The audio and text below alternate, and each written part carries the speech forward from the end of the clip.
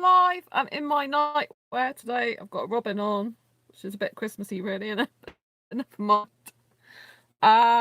Happy Asexual Perspectives Awareness Month after party day 22. Yes, I've been live streaming now for 22 days in a row. So I'm feeling a bit better tonight, which is good. I wanted to talk to you about dealing with grief. If you've just joined this channel, please click on the subscribe button if you haven't already. Hello, Michael. Nice of you to join me. I'm in my PJs tonight. I thought, yay. I've been in my PJs all day, actually. So I thought I'd do it in my PJs. Why not? So yeah, I'll say if anyone's new to this channel, please subscribe and hit the bell icon so you get notified of every time I post a new video, like you obviously have done, Michael. Thanks very much. So today I'm feeling a little bit better at this time of night, which is great. I wanted to talk to you about dealing with grief. Like if you've got someone who you really care about that's come into your life and then either they go or you need them to go because they're no good for you, that is a form of grief. And there's different stages to grief and upset, and it's really important that we let our emotions out. Like as a society, we're very much taught to hold our emotions in, and you know that it's a sign of weakness if you express them, but actually it's really bad for you to hold them in, because the more you hold them in, the longer that upset and pain lasts. So it's much better if you can just get all your emotions out as soon as possible, and don't be afraid to do that, and try and do it in the ways which is really good for you personally. You know, I was really upset. I've been really hurt by this whole thing, to be quite honest, but I'm feeling better in myself now because I've had a lot of support of, particularly of asexuals, on my personal Facebook page, which was nice. I didn't put who the person was that I was upset about, but I did put posts which were quite sort of deep thinking about the way I felt, you know, that, you know, one day someone's going to come along who'll value your worth and, you know, and value your time. And I was saying stuff like that, you know, so I wasn't directly relating it to a specific person. But people could tell that I'd obviously had someone upset me, and it was really nice. And one of the asexual guys, he does a lot of activism work, Steve's his first name, and he was saying, you know, if people don't value your time and the energy and effort you put into them, go and not waste any more time on that person and be around people who do value your worth, your time and your energy. And I think he's really spot on, you know. I think it's totally true that you know, I always have the philosophy in life that, you know, I don't want to waste my time on anyone, you know. And this guy, you know, he was going on from the beginning about sponsorship, which is why I've said beware of this in the video. You know, from the onset he was on about sponsorship of getting him in this country, and you know, that's why I originally thought he wanted me for a visa, but he convinced me that he liked me more than that in the end. But and then in the very end, I just thought, my mum said, I think she thought he was using me as well. And you know, it's disgusting. I mean, he said in a message that, oh, I didn't ask you for money. I said, no, you asked me to sponsor you more than once, and I would have to pay to do that. So although you haven't asked me for money directly, you're still asking me to pay for you to come over here. And at 34 years old, you should be ashamed of yourself for doing that, especially when you say you have money of your own. Do you know what I mean? I just think it's disgusting. I'm going to drink water. Tonight I've got an Eeyore mug. Look, so cute. You know, and I just think that's really disgusting, you know? I said you should be ashamed of yourself. I would be ashamed of myself if I was him at that age. And, you know, when he says he's got money, because I said to him, I said, if you've got money of your own, why do you need me to sponsor you? Oh, because I've heard that if a foreigner sponsors, it's easier to get a visa. I'm like, well, yeah, you pretty much just said why you're using me, haven't you? Thanks for that. Cheers. You know? It's just like, he goes, oh, visa's not the, you know, like, that's not the only reason. It's like, oh, right, so visa's first and I'm a nice afterthought. Cheers for that. Great. Do you know what I mean? My mum was pretty much right. And it's horrible because I said in a few videos back that I thought he was using me for a visa. You know, but he really made me feel like he really cared about me and we had a special connection and all the rest of it. You know, he looked quite upset on camera once because he said, oh, you went out. I can't remember what it was over. I think I went out or something.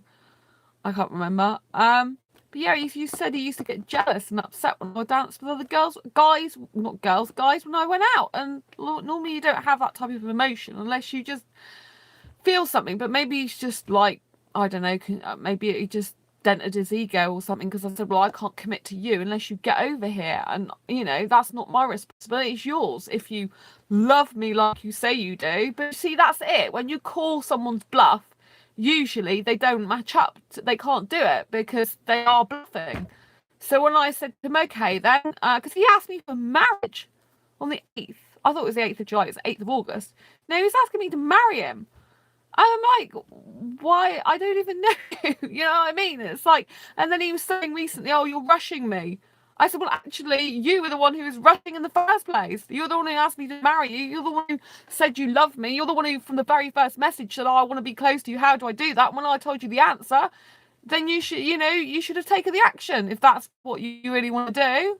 But you see, these people, they're all talk. They're all bluff.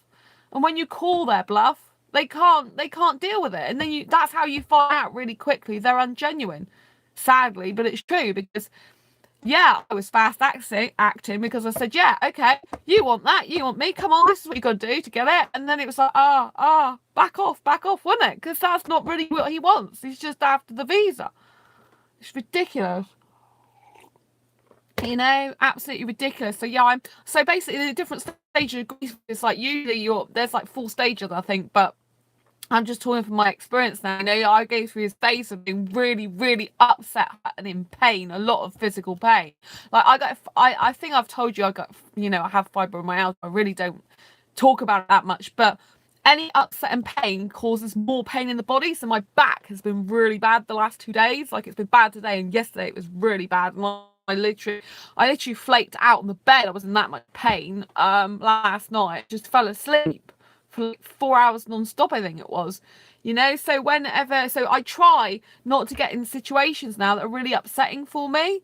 And, you know, that's why I'd rather stay single, really, until the right guy comes along for me, because it's just too much grief. But if I am going to get upset, I'd rather get it out of the way quicker, you know. I'm glad that I called his bluff. I'm glad I said to him, oh, come on, then, come over here, if that's what you want.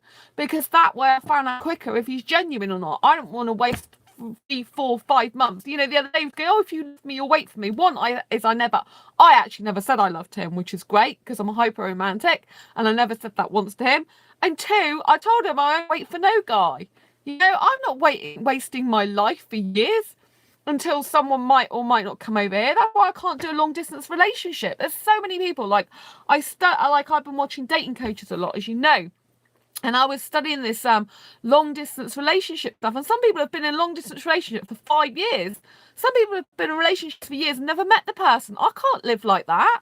I'd rather be single, because it's just so much grief and hassle else. Like, do you know what I mean? It's like you're on 2 completely different timetables a lot of the time. And it's like, what's the point? Because you're missing someone that could be right in front of your nose, and you don't even know it. If you're tied to someone who lives in another country you've never even met before, maybe you've met them once or something. Do you know what I mean? Just because you meet them once doesn't mean to say they're right for you. I do, however, know that some people can get married after long distance relationships, and they can work, because I've had some blogging friends that have done them. But the guys that I know, they were, one of them, I think I might have told you before, he lived in Spain, but he was actually still a British citizen, and he's like 70, is he 71 or 72 years old? He got married this year to a woman who's like about 39 years old, so like she's 30 years younger than him. And I was really skeptical at first, because he has been scammed online by a woman before who ripped him off a load of money. And I've known him through blogging for 8 years now, and he is he's definitely not asexual, hypersexual more like. He does sex posts actually, but they're quite funny, comical ones. I told him, I said, only you could get away with making me laugh at that type of thing, because normally I'd hate it, but it's the way you do it, it's just hilarious. I can't stop laughing. But, you know, but he's calmed down, I think, since he's been with her. Actually writes less sex posts for some reason. It's really funny, probably because of her. But yeah, but they live together with their 2 cats, and she seems really good for him. And he said that, you know, that he's friends with her dad, and her dad's younger than he is. So age gap relationships definitely can work, and so can long distance relationship if you have a plan. But you see, he knew her for, I think it's 8 or 10 months before they talked about being together, and then so I don't even think, I think the time they got married it was just over a year or something, or a year and 4 months or something. So they had a plan to, and I think he went over and saw her beforehand. So he had a plan. But I've all the long distance relationship stuff that I've watched is the same thing. Unless you have a plan to actually go and meet in person, and you meet up several times a year or whatever, really they don't work very well. A lot of them don't work at all, and some of them can be downright abusive. I don't want that. I'm young, free and single. I'd rather be young, free and single and stay young, free and single until a good guy can come for me in my life, if he ever turns up. Like maybe I'm just destined to be single forever. And I'm okay with that to a certain extent, but I kind of do want to share my life with someone as well. But I am very independent. I do love being single. I don't know about these relationships. I know, Michael, it's not something you're really into, is it? Yeah, I mean, I've never had a long distance relationship. I mean, I guess you could have called that asexual guy that I was technically with in the UK for a month a long distance. I never actually met him in the month, but I don't even really think about that being a proper relationship, in the sense that I never even met the guy. He was going to meet me, but he wasn't really nice in the end. So, and he changed. It's funny how these people change, isn't it? Oh, I'm so in love with you, then all of a sudden my behaviour changes. I'm not interested in you when you don't do what I want you to do and what I tell you to do. A lot of these people are just control freaks.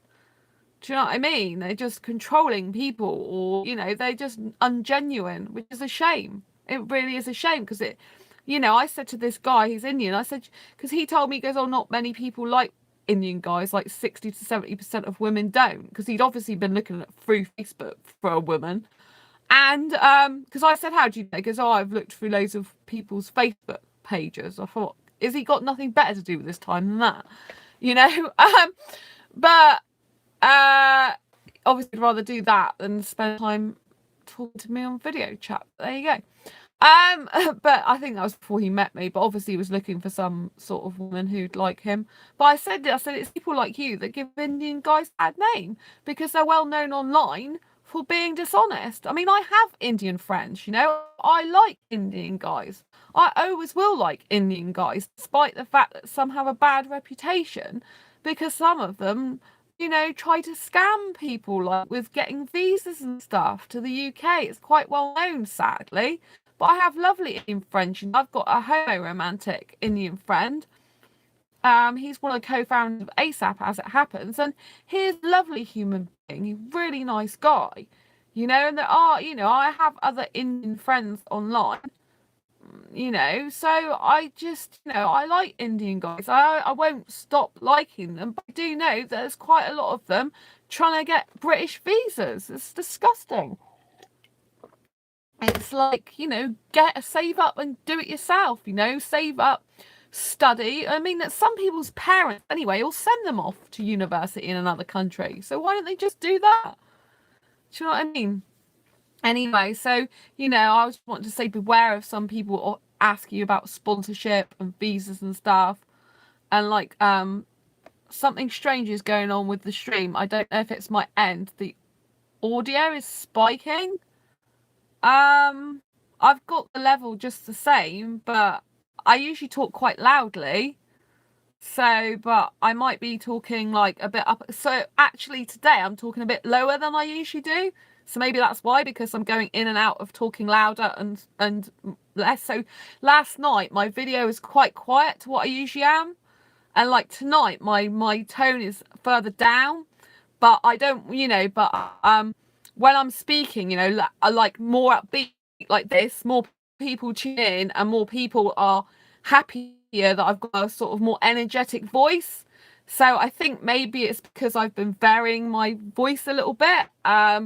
Because, if I keep it all on one level, it gets a bit boring for people. But yesterday it was quite quiet, like, because I'm more upset lately, because I'm sort of getting my inner peace back. My voice is like lower than it usually is, but I used to be radio presenter, So I learned a voice. So normally, like when you talk on a phone and stuff like that, you have to high your voice up for people to be able to be hearing you in an enthusiastic tone of voice. So maybe, Michael, that's what it is. Maybe I just decided to change my tone and go up and down a bit. I can't think what else it would be because I haven't touched the settings. They're the same. But I was aware yesterday that my level was quite low, like down here, because when I'm like upset and stuff, I kind of like have to adjust myself like back to sort of being calm, and so this is like my more calm voice, but actually my natural voice is like enthusiastic and woo, but because I haven't been so woo, my voice is like lower. Do you see what I mean? So maybe that's why that is. Maybe that's why it's going up and down, I don't know. So yeah, I prefer being more upbeat because it's more interesting for people than just like a lower tone. But yeah, I'm doing a lower tone because I've been a little bit like upset recently, and I'm kind of going back. So with grief, you have like various stages. You have like the sort of upset stage. I don't think that's it because I describe the effect as a robotic shriek. Oh my God, what's going on? Oh dear. That's weird.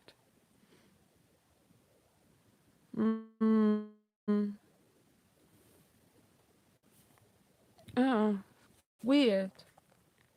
I'm offline.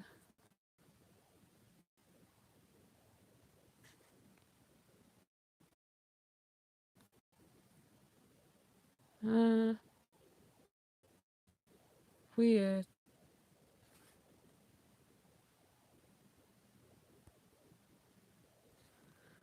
Hi, can you see me?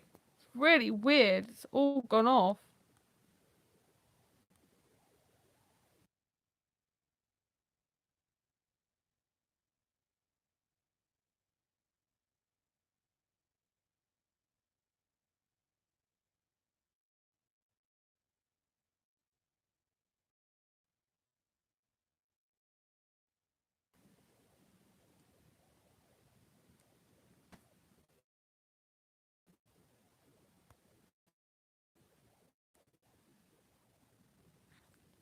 That's really weird.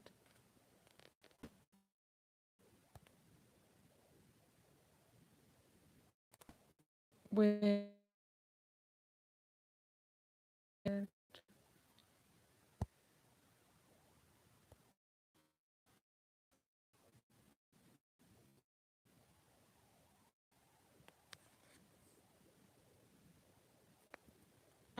That's really weird.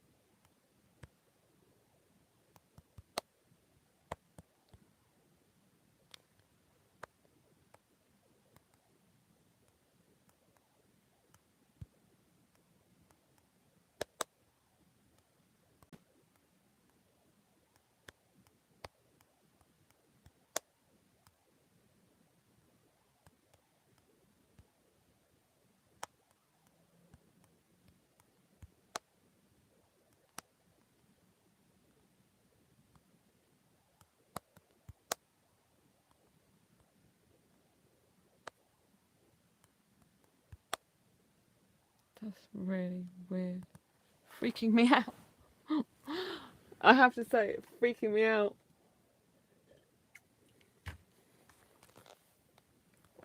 Very much freaking me out. Oh my God. I feel really weird now. I'm freaking out. Like, help me.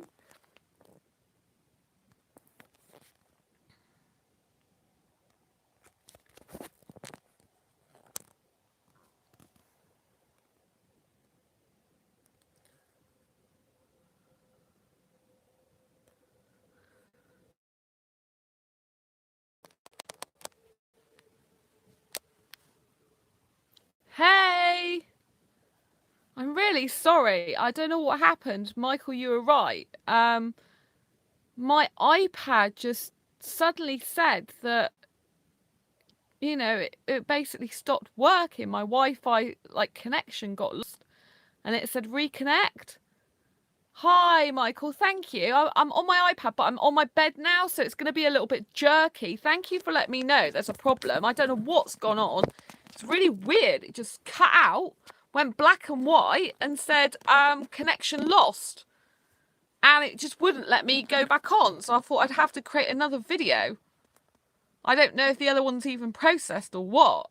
It wouldn't let me do it. So it's going to be a bit jerky now because I'm on my bed, but my Wi-Fi is over in the corner amongst all these cuddly toy things. And so I've just pulled Eel, because Eel kind of sits on the Wi-Fi sometimes. So I've had to pull him off. And I'm hoping it's going to be fine. I need to get a pillow for my back because my back, like I said, is killing me. So I'm sorry, it's a bit... I'm thinking this is related to that audio issue I mentioned. So it wasn't because of you modulating. Yeah, thank you, Michael. Yeah, I agree with you. This just really freaked me out, though, because I'm like, why is it doing that? Really bizarre. I get freaked out by stuff like that, you know? It's like not normal for me. I'm like, what's going on? I don't want any weird things happening. Do you know what I mean? I get freaked out by stuff like that. So, yeah, I'm going to try not to put my thumb over the camera. So I was talking about I need my water as well, but it's over there. It's a pain up the bum. So yeah, what was I talking about? So I was saying grief has different stages. I think there's 4 stages in total, but with me basically I get really, really upset and in pain and feeling hurt. And then after all the sort of the upset and the pain is sort of like, you know, and it's like, and then you go through the what if this and the what if that, and you're like trying to make it better than it was or seem different than it is. And then you kind of go through the really, really angry phase, like, I don't like that person doing this. I don't like that person doing that. I don't think they're nice. Rah, rah, rah, rah, rah. And you get so angry with them and you like talk with them as though they're there in the room with you, even though they're not. And, you know, you sort of replay situations over and over again in your head and all these different case scenarios of when you said this and what they replied. And it's really horrible. And it's like on a never ending record.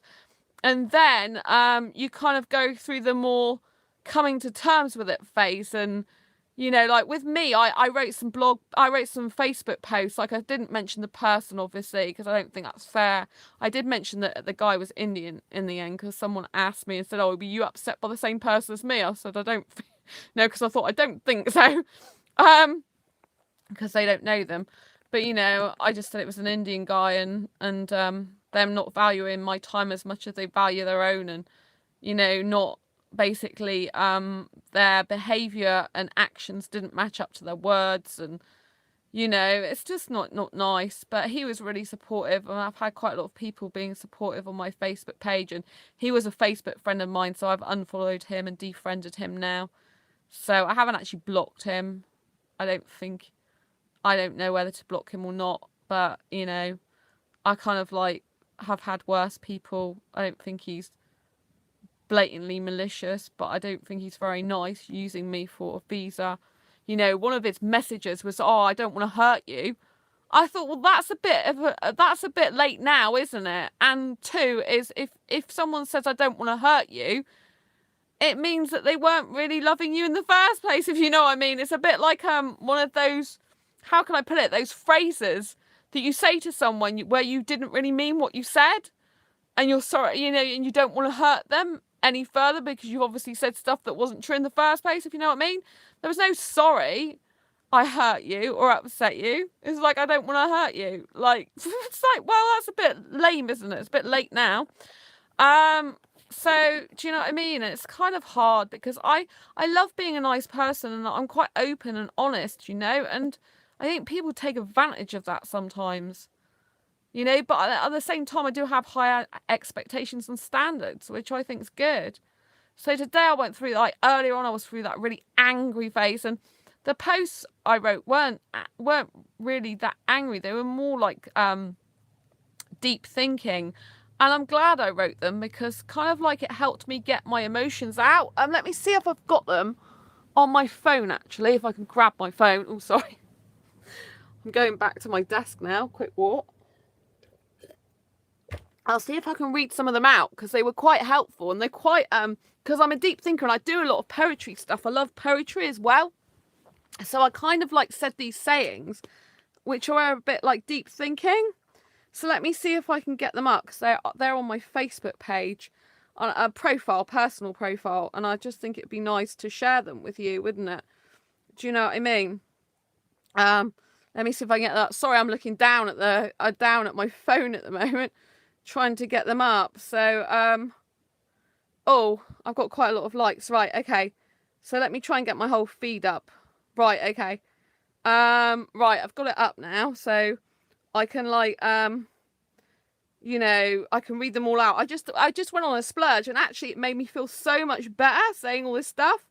So this is one about asexuality. Oh, sorry.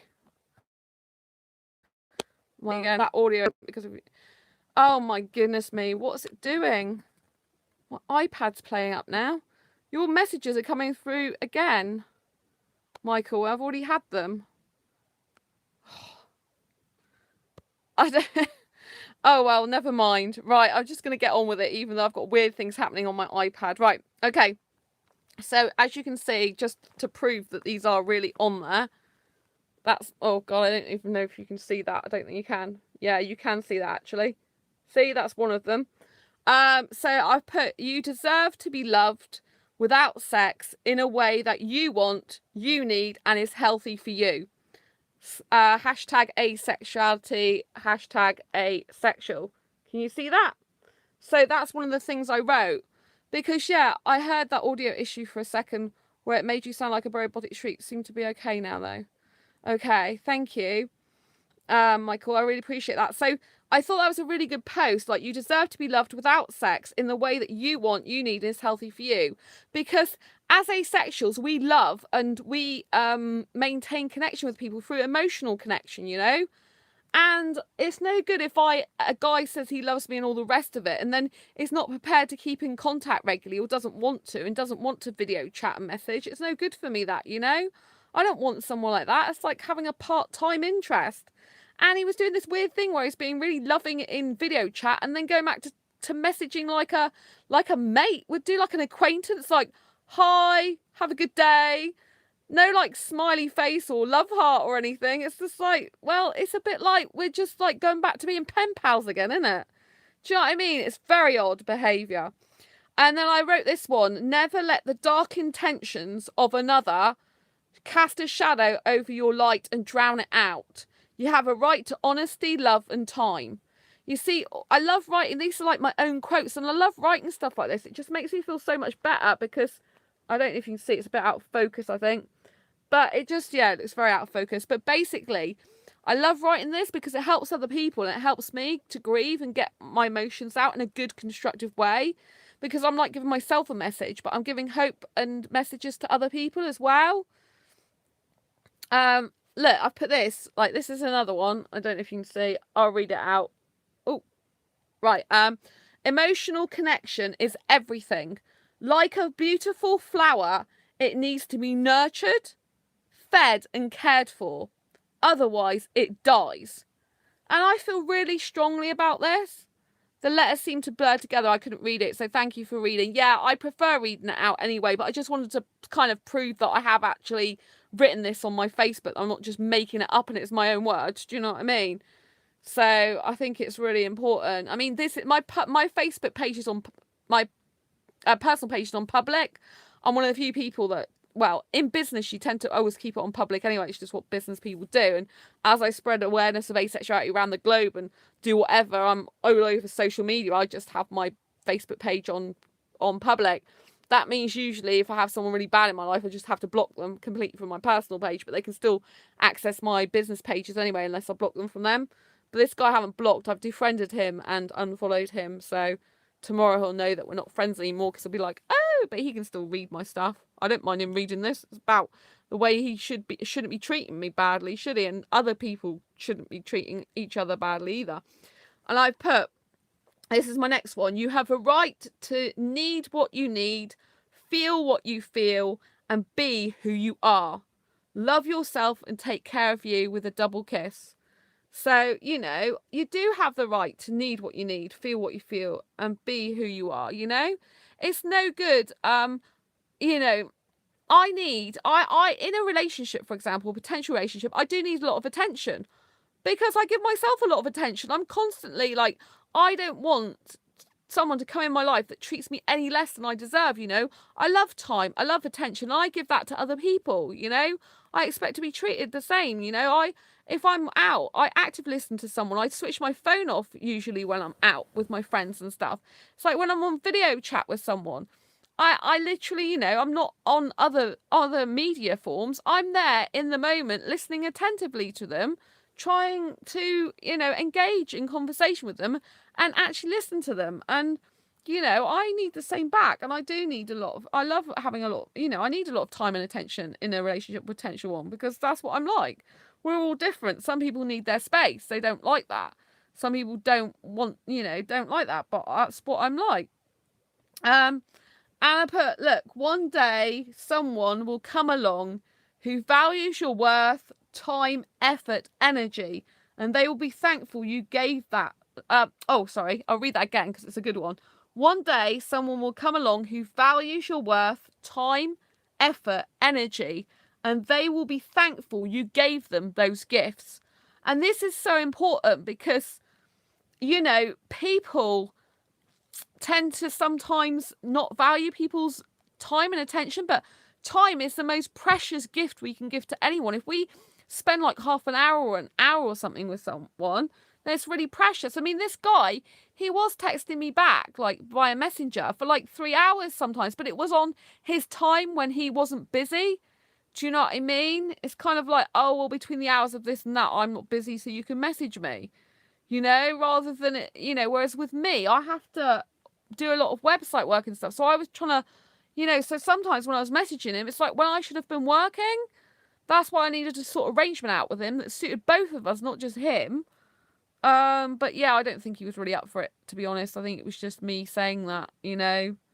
So I know he said he wasn't well, but then I just think that's an excuse. Like it's like, oh, I'm not well. But then the next day I messaged him. He didn't then message me for nearly a whole day, and then he's messaging me again, like going, oh, hi, have a nice day, with a picture of himself. It's like, well, what about my day? How am I? And stuff like that, you know? It's like, so yeah, this was what Steve wrote back to me. If he's on here, is his reply on here? I don't know. It might not be on that one. But yeah, oh, right, here it is. This is really lovely. So this was in response to one of the, about valuing each other, basically. This is what Steve wrote. It's really nice. Okay, I mean, it does say, did you meet and fall out with the same person as me? Or your recent statuses suggest we have had similar experiences or recently shared similar hurtful encounters. People don't have to shout or be physically threatening in order to wound us deeply on an emotional level. It's enough for them to neglect our needs or show indifference to our offerings of time, love, and loyalty. Anyone who dismiss your time and energy, your care and concern, and treat you as an easily replaceable, disposable option does not deserve you in their life. These are all forms of devaluation. We need to value ourselves, our time and our love more highly than this, and put our attention into people who will appreciate it and us. I thought that was really nice of him, you know. I thought it was really nice, kind, caring message, you know. And I really appreciated that. You know, that was in response to one day someone will come along who values your worth, time, effort, energy, and they'll be thankful you gave them those gifts. You know, because it is a gift, you know, when you give your time to someone, it is a gift. And he did give, you know, to be fair to him, he did give me quite a bit of time in messaging and stuff, but it tended to be all on a time to suit him, if you know what I mean. And it's kind of like, I think you're just doing this because you're lonely and a time to suit you. It's like, and then it's like, well, if you can't do it this time, then, you know, like with video chat, it's like, oh, well, we'll do it in your holiday then. It's like, well, I don't have a holiday. And even when I was employed, I only had holidays 4 or 5 times a year. That's how much you care about me. That's how much you really want to see me. Not. Do you know what I mean? And then one of my last messages I put is, you will be okay and you will be amazing, because I think that's so important, you know. So after doing that and having some nice replies back, and you know, I've been doing my website, my asexualise.com website, and finally getting that back on track now. It's taken ages. I had to strip all the products off, all the categories, all the tags, and then start re-putting them back on there. But it still says there's some sort of server problem, so I don't know with the synchronization of everything. So I don't know if it's going to be an actual bad problem, but so far everything's working like it should be right now. So yeah, how, you know, when you're grieving, it's good to be really productive if you can. It's good to like feel the emotion, deal with the emotion, face it head on, get it all out.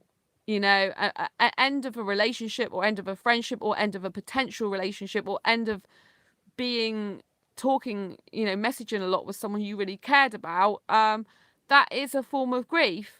Oh, thanks for the thumbs up. Yeah, if anyone else wants to give this video a thumbs up, I would appreciate it. It really helps me out. Helps me raise awareness of asexuality. I really appreciate it. So, yeah, and, you know, so make sure that you deal with your grief, you know. Don't hold it back. Don't hold it in. I get over grief so much more since I just let it all out, you know. I mean, you've seen a video a couple of days ago. I was in tears. I couldn't help it because I'd had a really upsetting day. And I am a very emotional person. I do wear my heart on my sleeve. But, you know, the thing is you, in order to actually get someone who loves you and be in a relationship in the future, you have to be vulnerable. I mean, we're all vulnerable anyway. I watched this video yesterday about us all being vulnerable, but some of us hide it and pretend we're not. And this one guy, who's like a coach, he had this thing. He said, you know, there's this guy. He was doing an analogy where there's this guy in the gym with loads of muscles and everything, built like a whatever, you know, house. And, you know, and if he said that if he went in and put a gun to his head, that guy, you know, he could kill the guy, you know, flat out, and he would be dead. And, you know, therefore even he's vulnerable, a guy with all the muscly strength in the world. You know, we're all vulnerable, and it takes courage and strength of character to actually show your vulnerability, rather than put a mask up and be this macho person.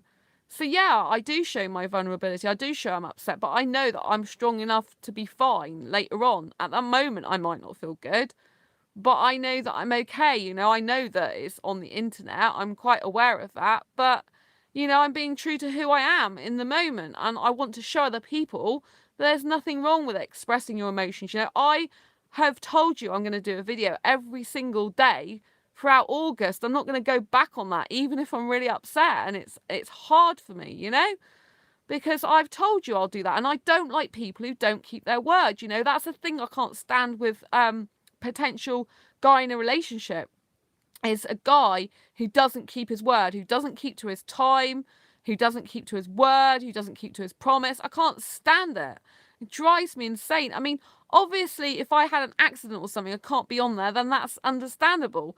If I'm half dying or something, then that's understandable. If I'm that sick I can't stand up, then, you know, that's kind of understandable.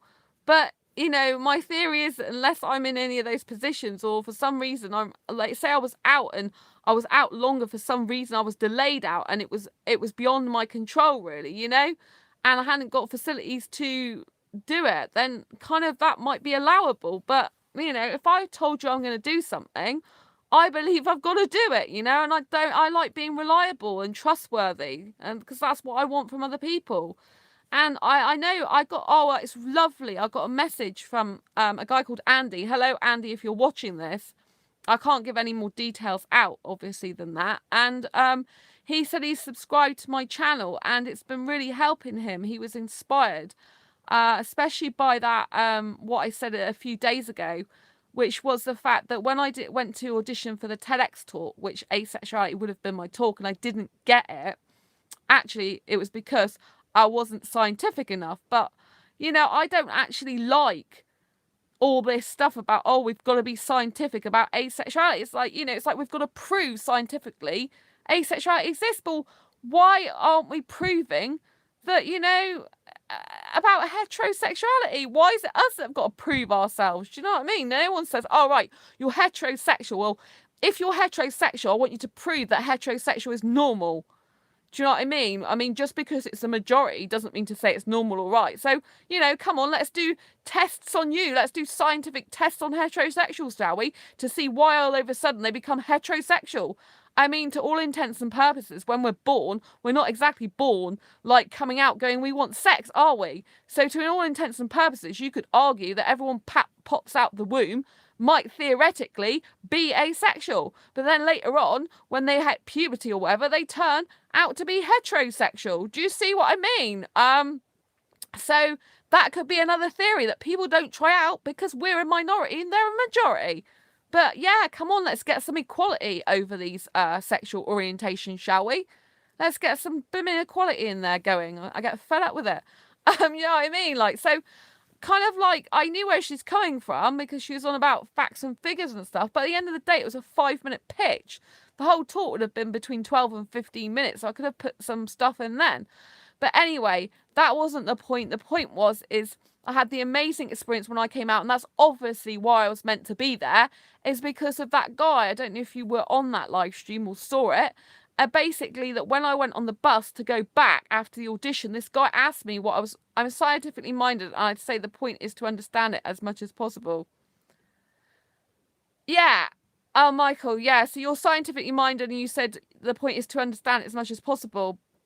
A lot of asexuality stuff is actually a mindset as well. If you didn't know, we got a different mindset. But I personally don't like the fact that, you know, they're trying to say asexuality is some sort of scientific study, because if you're going to do that, fair enough, but what about all the other sexualities, including heterosexuality? Why do we have to prove about asexuality in a scientific way if people are not proving heterosexuality? Do you see what I mean? Why? So it's just ridiculous. It's inequality. That's what it is.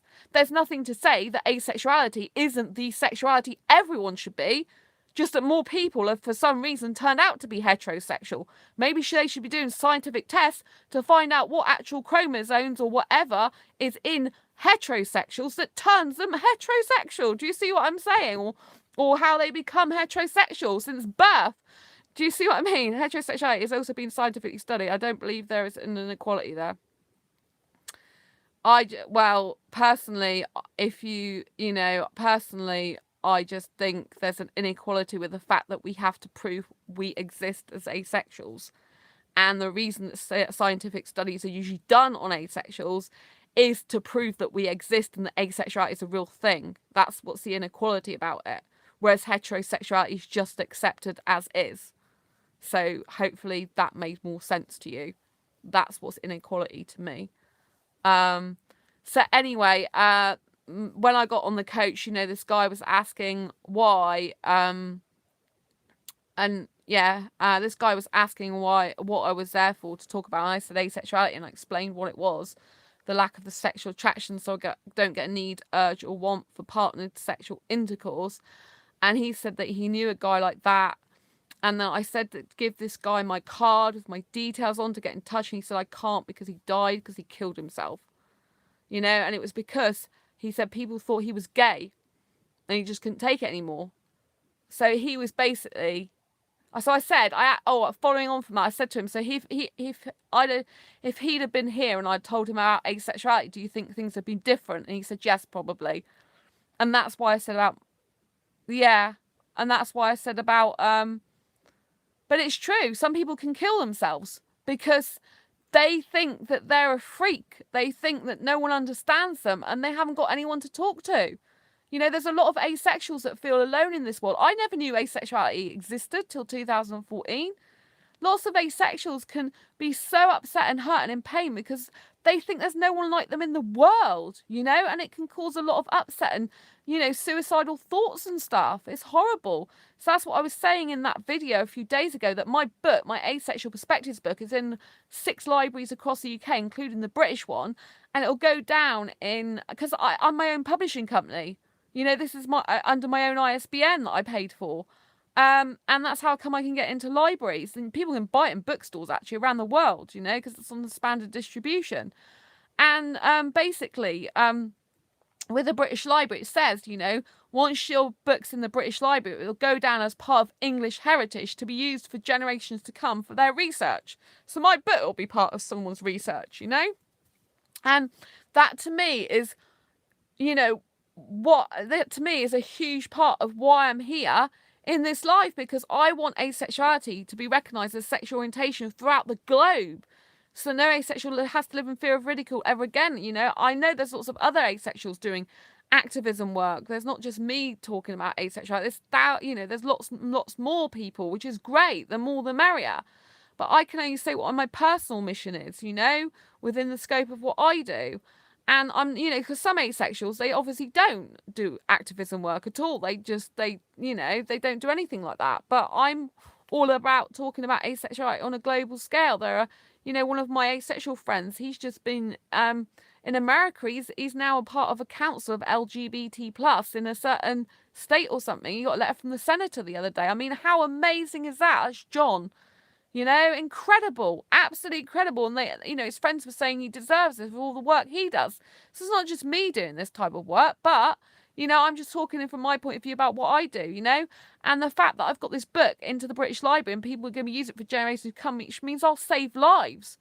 Some people will read that and they'll save a life, or they'll have greater understanding about their relatives, their friends, other people, you know, and they'll be able to reach out to them and say, I didn't realise this existed, and be able to help people. When I die, that will be my lasting legacy to people, and hopefully lots more other stuff as well, you know, and that's what I'm about. I'm about being here for other people, that when I'm gone, I'm leaving stuff behind for helping others in generations to come. You know, I don't want babies and kids. I've never been that type of person. I want to leave a legacy from me personally. I want to make my mark on this world and change it for the better forever, and help to do that, you know, and help to shape that. I really believe that asexuality should be well known. Loads of sexual people need to know about asexuality.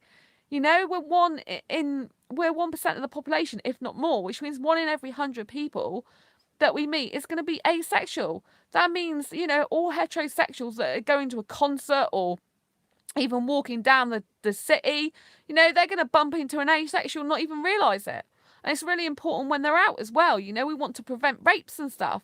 You know, if we don't want sex, you know, but some of us don't want to say no to it because we're ashamed or whatever, or, you know, we don't want to reveal our identity. A lot of people aren't even out about asexuality. That puts us in very awkward positions if we are in relationships with people. I know if you're on the aromantic spectrum, you probably don't need a relationship. You probably don't want one, although there's some aromantics that do.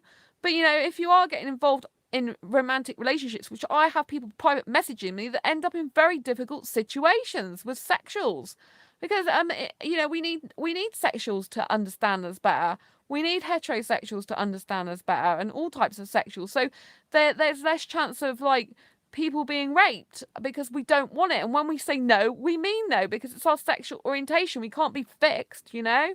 It's like that guy the other day when I went dancing, you know, I was having a talk outside. It was a public place because outside there was lots of people around.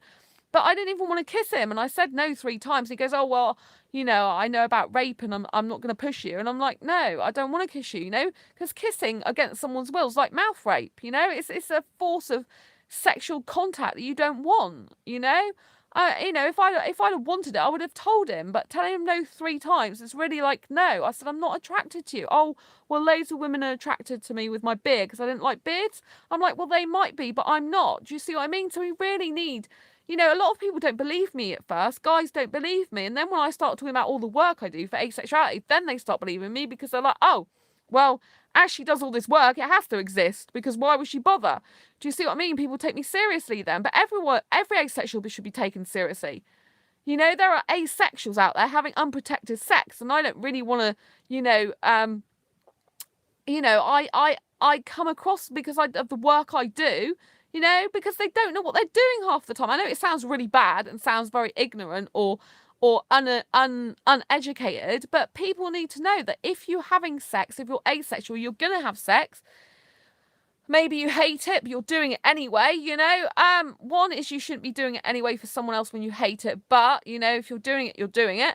And 2 is use some protection, for goodness sake, if you don't want kids. And if you want kids, wait till you get a good person for you to have kids, or the right time for you. Don't just bundling it because they want it, you know, and and I have to say stuff like this because it goes unheard of, because as you know, probably Michael and whoever else is watching, that the majority of asexuals are in fact aromantics, or some people pronounce them aromantics, which means they lack they have a lack of sexual attraction and lack of romantic attraction, which often means they don't even need a relationship, full stop.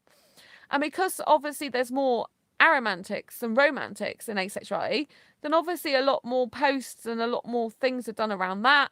And there's less to do with like the sex, because a lot of aromantics, they're not even going to want a relationship. They're not going to want sex at all. And it's never going to really be an issue. However, there is even someone in my asexual friends group. She's aromantic, married to a heterosexual, so it doesn't, just because someone's aromantic doesn't mean to say they're not in a relationship with someone. And it could be a sexual person, So it's really important that I do talk about these topics. At some channels, they just don't, they don't want to cover the sex aspect that some asexuals have sex, because it's like seen as really taboo. Like, why would we have sex?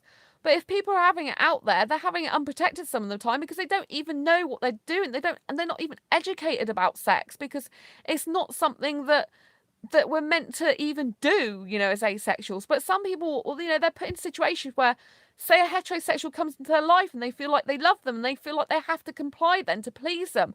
And they might get themselves into all sorts of trouble, physically, emotionally, against their will, or it's with their will, but kind of manipulated. Do you see what I mean? It's so important that I talk out about these things.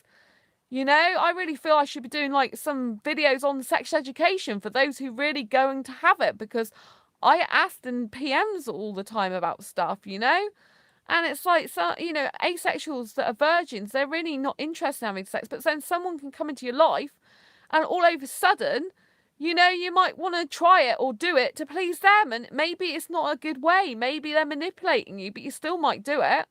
And then if you do it and you're not prepared for it, you're risking your life, Not only is protection like condoms really important for protecting yourself against pregnancy, also diseases as well, sexually transmitted diseases and sexually transmitted infections and stuff. So people should be getting condoms and stuff, if they're asexual and they're going to have sex, get the things, I know it sounds like really weird for an asexual to go and do that, but it's better to be safe than sorry. Even if you're not sure if you're going to do that with someone, if you think even remotely they might talk you into it, you might feel like doing it because you love them so much, then go and get that. Stick it in your drawer. Pull it out. Learn how to use it as well, like even if you use a condom, you got to like squeeze all the air out of it and stuff. Do you see what I mean? There's like, I really think I might have to just do a playlist with a few videos about this, because it's something that, some asexuals, they're just going blindly into sex. Because they're rather than putting themselves first and their own wants and needs, they're trying to put their partner first, and it can have dire consequences for them both emotionally and physically. And it's something I feel very strongly about. I'm not lucky because I've had to have sex in the past, but I'm lucky in the sense that at least I can help people with that. Because for half of my life I had to have that. I've read a lot of stories about other asexual in a relationship with sexuals, and it's like they're both torturing themselves. Yeah, it's really hard. It is really hard. I mean, I'd love to believe that some heterosexuals in the world could go without sex, but I don't really think many can, to be honest with you. And it's really difficult because if you're a romantic asexual, you do crave that closeness with someone. I think romantic asexuals do have the relationship thing much tougher, in the sense that, we do, I crave like sometimes like the kissing and the closeness of being physically close to that person, but without the sexual intercourse, I kind of like miss that. But, to all intents and purposes, I'm great on my own. I mean, I've lived on my own for years, absolute years. If you know how many years, you'd be like, whoa, I don't know if I've said how many years actually, but it's quite a lot of years.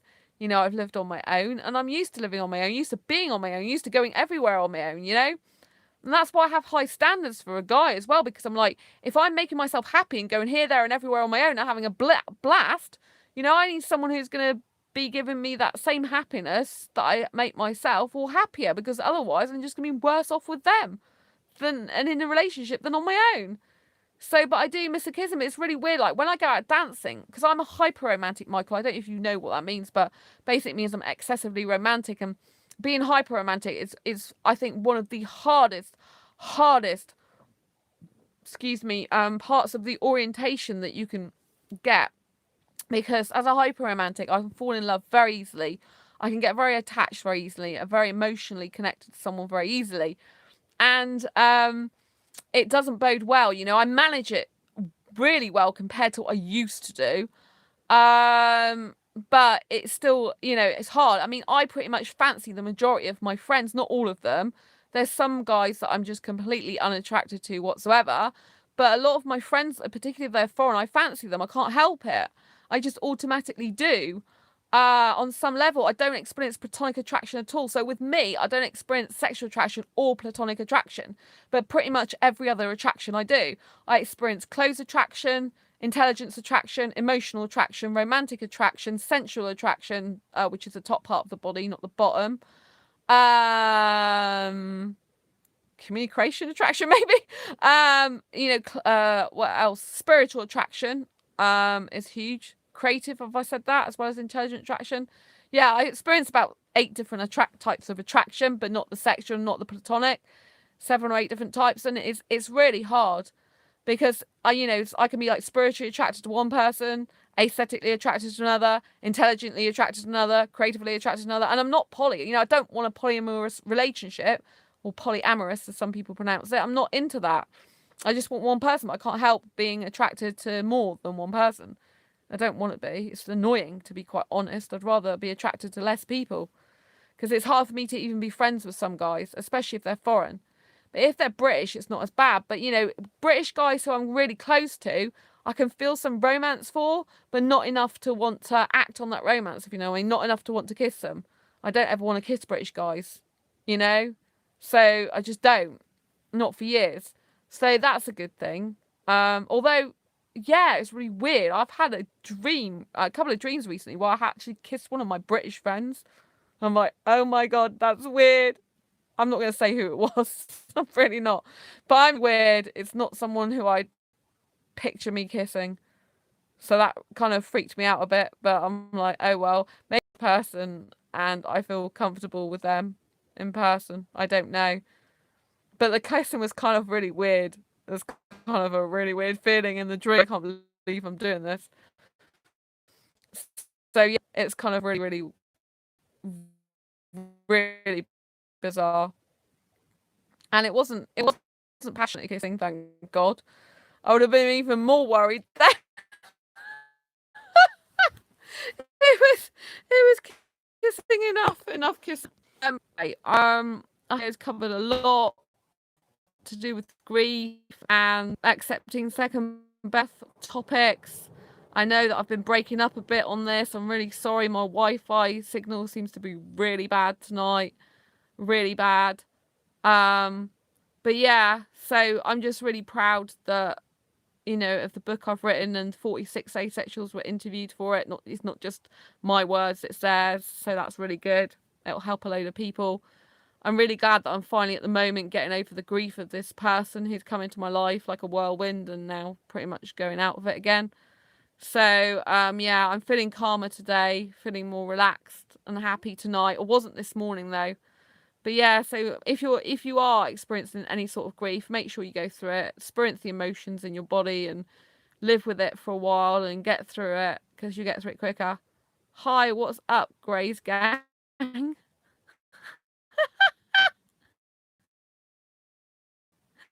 Grey's gang. Great, but thanks. Nice to see ages. So you're on the grey end of the spectrum then. I think you're at the end. Yeah. Oh right. That's funny. So yeah. Anyway, I'm gonna wrap up now unless you've got any questions for me or anything else you want to know about dealing with grief, for example, or anything that you want to know about anything that I've talked about tonight. I think I've covered a very, very lot of stuff as usual. But yeah, just to let you know, just to reiterate, let your emotions out. And try and be around people that value worth. And, you know, it's good to call people's bluff. They don't expect it, you know. They don't expect that you're going to turn around and say to them, okay, put your money where your mouth is. You want this, come and get it. This is how.